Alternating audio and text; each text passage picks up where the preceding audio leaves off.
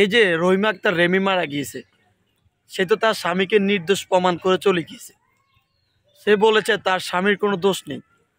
কিন্তু আমার কাছে যেটা মনে হচ্ছে, এই যে তার স্বামী কি করছে রহিমার ব্যাপারে, স্বামীর কতটুকু উদাসীন ছিল, স্বামীর কি কোনো দায়িত্ব কর্তব্য ছিল না?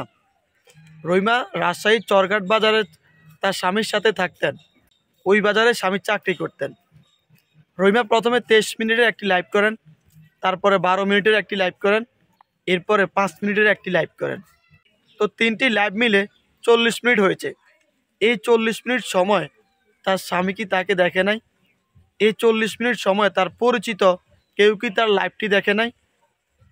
অবশ্যই যদি দেখে থাকতো, তাহলে রহিমার প্রতি তার পরিবার এবং তার স্বামীর পরিবার অথবা তার স্বামীর ন্যূনতম যদি দায়িত্ব এবং মায়া থাকতো, বিভিন্ন জায়গা থেকে ফোন করত এবং যেই বাসা থাকতো সেই বাসার বাড়িওয়ালার কাছে ফোন চলে যেত।